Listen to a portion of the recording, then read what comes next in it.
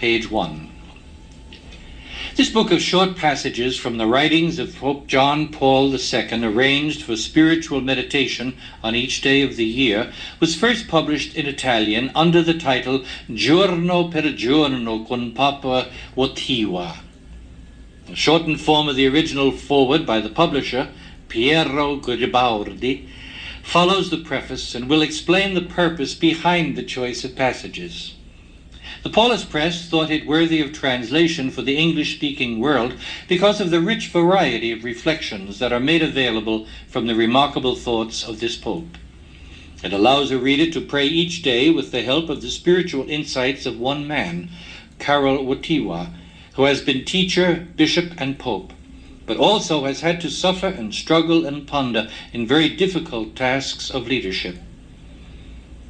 At the same time, this collection provides refreshingly new glimpses of the man in his prayers, some of which are very philosophical, while others are almost lyrical in poetry and song.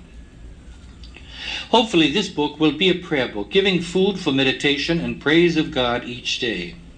It is not pretentious, nor does it claim to present the thoughts of John Paul II systematically or completely, nor even to have gathered the best or the latest or the most profound of his words. In this sense, it is similar to an earlier book published by the Paulist Press, Words of Certitude, also translated from the Italian, which offered excerpts from the Pope's speeches on the theme of human hopefulness and the search for God. As in that volume, we have added several new passages to the English edition, especially in places where the original Polish poem cannot be rendered well into Italian and then into English. We thought it better to include some of the thoughts and reflections from the more recent papal trips to Brazil and Germany and the United States in order to broaden the choice for the reader. The full list of new editions will be found in the bibliographical note at the end of this volume. I am grateful to Mr. Anthony Buono for his patient and careful attention to the translation of this volume. He always gives more to the choice and exactness of expression than is demanded. The additional selections are due to his insight and judgment.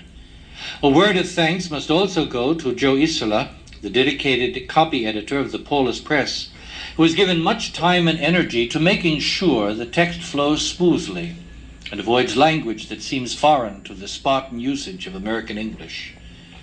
This is particularly true of the frequent use of man in the original when speaking of the whole human race. In order to be sensitive to current concern with excessively masculine language, we have occasionally used other terms in expressing the same thought. But because this usage is so much a part of the style of the Pope's original philosophical way of speaking, we did not categorically eliminate all cases for fear that we would rob his words of their power and directness.